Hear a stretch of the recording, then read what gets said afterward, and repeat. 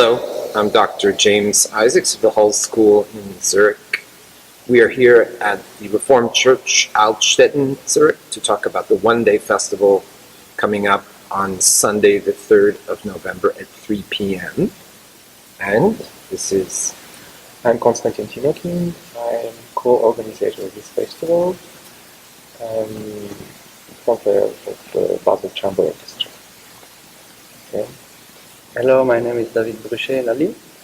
I'm a guest in this festival. I'm a trombone player. I'm a principal trombone in the Tonhalle here in Zurich. I teach at the University of the Arts, also here in Zurich. Yeah. The purpose of the festival is to bring three very Swiss things together: organ music, church organ music, with brass music, and also Swiss national instrument, the Alphorn. So that's what makes this very special. The program is going to include opera overtures arranged for brass and organ, some new Swiss jazz music on the organ, and finally Alphorn and organ together. So let's talk about that for a minute. David, tell us about the overtures you're going to be playing. So this year is Verdi and Wagner YAAF. So I think that you thought that that's a nice mix to conclude this anniversary year. So we are going to play for brass quintet alone La Forza del Destino from Verdi.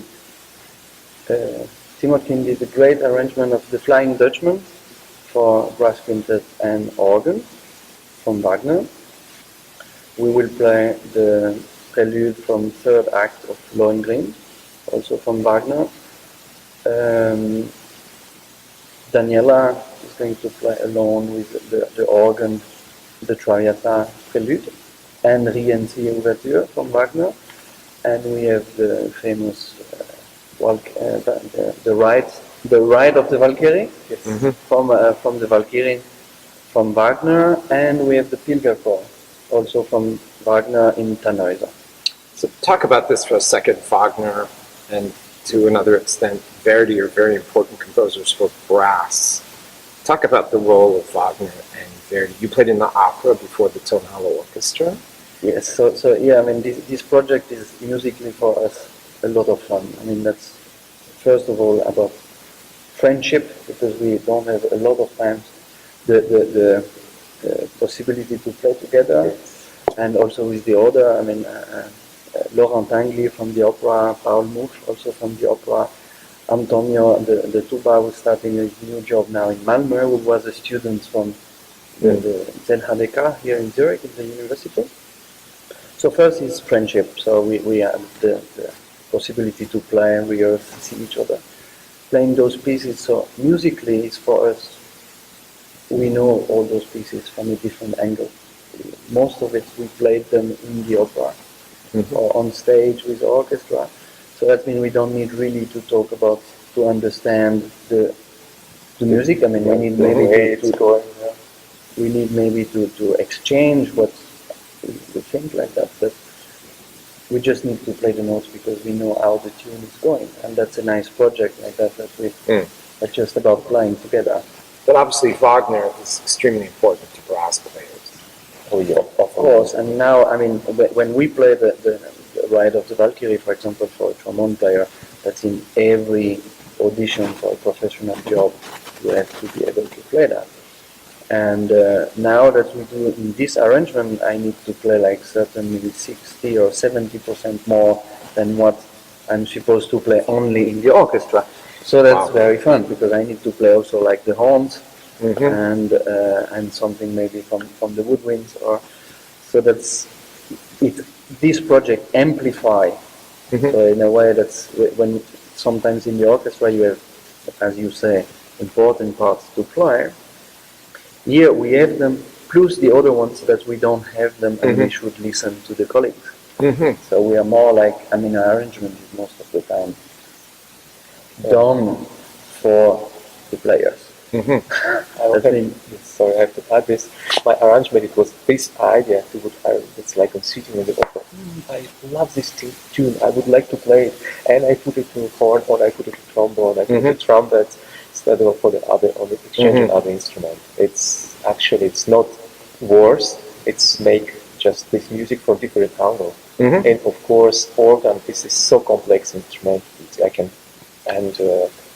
Actually, I don't want to make commercial for my wife, but I think she can play everything. Now talk about this. Your wife is the organist Yes, for this concert. yes, Talk yes. about that a bit. I find, of course, she's my wife. I can, but And her name is? Daniela, and I find she's the best. That's funny because my wife is an organist, and I think she's the best too. Wow! Yes. Let's bring them together. So sometimes, every time I write some arrangement, we have a fight because she say me, this is impossible all the time. And after the concert, we have a really nice time because it's actually wow, we did it. She realizes what a brilliant man you are Yes, in the end. Wow, Just like my wife. this is good.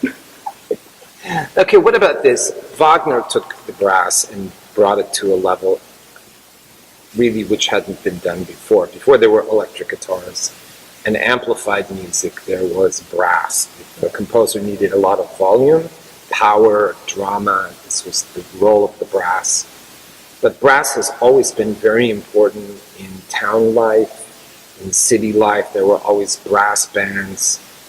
David, you grew up actually starting in playing in a town brass band. Yes.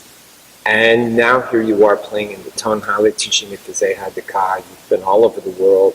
You're at the top of the trombone profession.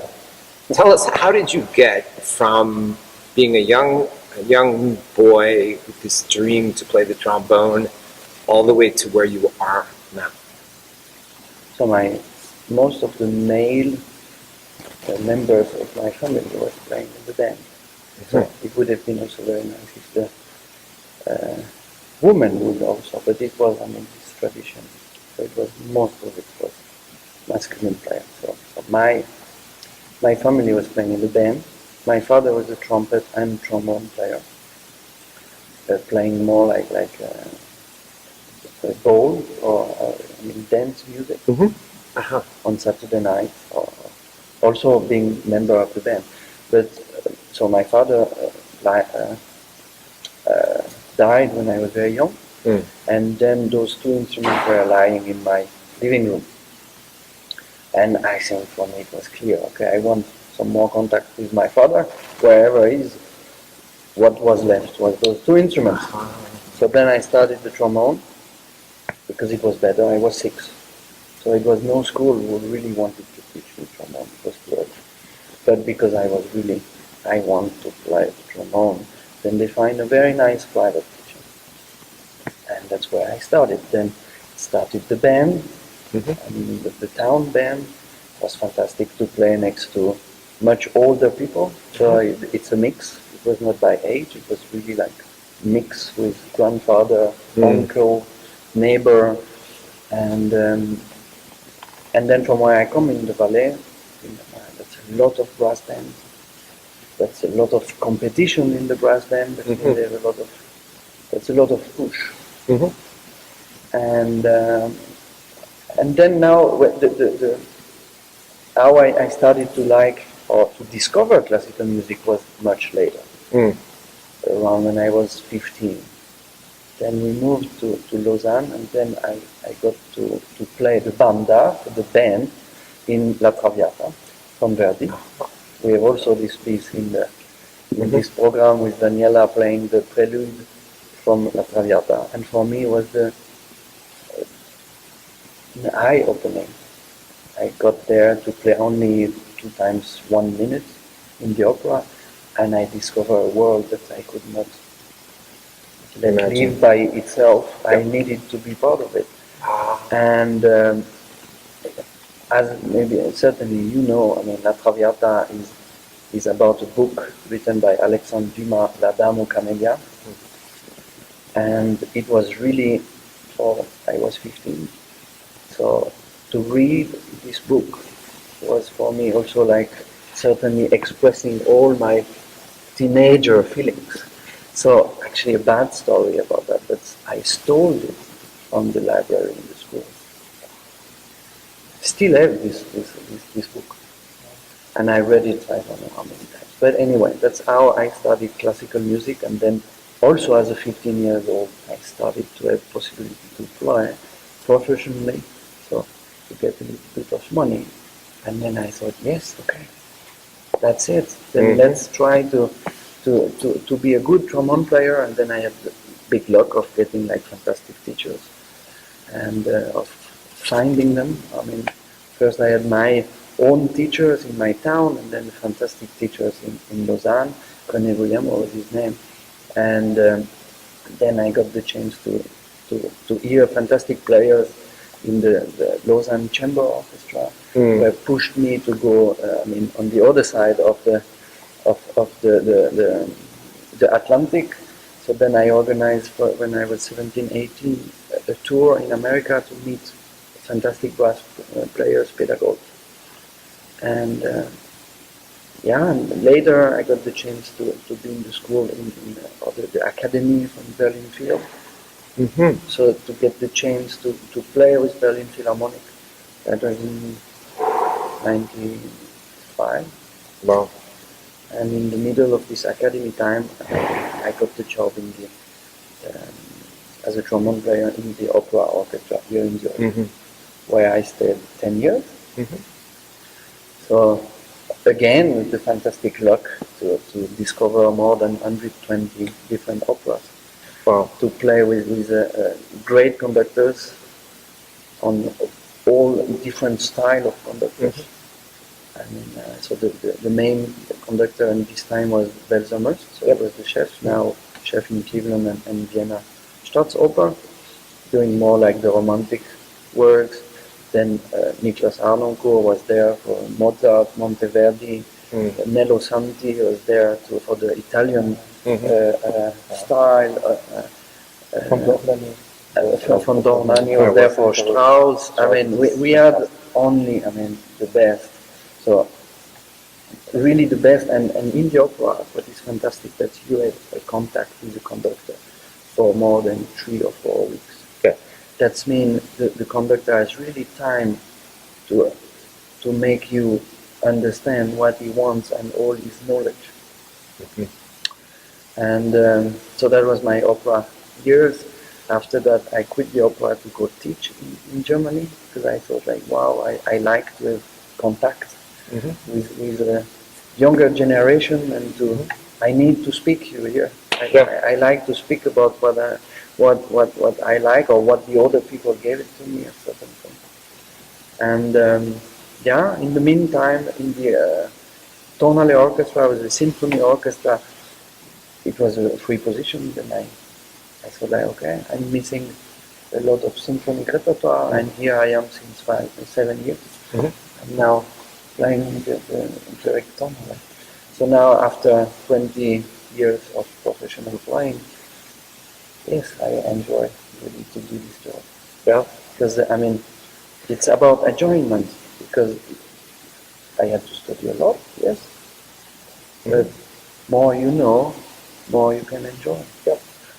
So, Constantine, tell us how you play the horn, and I gather you're not Swiss with a name like Constantine. Yes. So, we have a Lake Constance, but not Constantine. So, how did you get here? Well, there is a city, Istanbul, it used to be Constantinople. It's not related to me. So, I came to Geneva for a competition, then from Kiev. Okay. From Kiev. And then, as I missed my train to Zurich to catch my plane, so I played the street, and then I go to conservatory, then somebody was looking for a horn player in Geneva Chamber Orchestra, and then I stayed 20 years ago. But before, actually, it's not like that. He discovered opera after he asked, and I grew up there. My mom, she's opera singer in Kiev State Opera, and I was just from age, I don't know, age of 4 or 5, I was in the opera house and listen for 50 times Traviata, of course. Then all Russian operas that we don't play here a lot, all Rimsky-Korsakov, I know almost all of them by memory. Wow. Of course, and then some Ukrainian operas, they're very, very funny. And but Like nobody, you. no, I'm not Ukrainian. And well, I studied in the special music school violin, and I wasn't so good in violin. They gave me the horn because the boyfriend of my mom was a tuba player, the opera house, of course. And then with the horn, I come here, play in Augsburg also, and I get in the Academy of Opera Zurich, play with lady, stay then a year more, then play solophonic Sangalen, and then specialized in all the instruments, want to try everything. So I have 11 instruments at home, trying all of them. And then Basel Chamber Orchestra made a contract with me, and then they sold me to Japan. Like football. Like football player, yes. Then You're a football player. Then I went to Japan to play. So 4 or 5 months a year played in Japan, and then I'm back.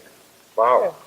Now, what about this, David? You do a lot of education, and you have this tremendous heritage that you got from generations before you, and then you developed as a professional. Now you're teaching. Talk briefly about the importance of education in music and your role in education. I mean, education is not, it's not a matter of how much you need to learn and read books. Of course, it is important that you read books, that you remember where we as human beings when those pieces were written. So what I try as a teacher is the one-to-one contact, to find out where the student is, what is his background. And because if I just explain everything I know, maybe he has not the chance to understand it. But if we find a way where we know of what we talk about, then I can start to really explain my own experience, and then it would make sense. So it doesn't sound like that easy now on the briefly, in a way that just like a matter of the contact between the student and me, and that can be also with more people. So I have also like a bigger class where we do symphonic repertoire with old winds in the school, where I get to know them in a bigger context. But I still try to understand them. Where is this person? So it's the importance of understanding the individual so that you can communicate to them. And my experience now after a couple of years is be more yourself. That's actually my motto with the students. If you are more yourself, and even more yourself, and one more time, then you can understand what the composer was written, because it was himself. So, and you have also much more energy if you believe that's what you are feeling or understanding is right. A very wise person once said, "Be yourself. Everyone else is already taken." Exactly. So we look forward to the concert coming up on me too. Sunday. It's been wonderful talking to you, and we'll pick this up again. Thank you, Isaac. Thank you. Very much. Thank you.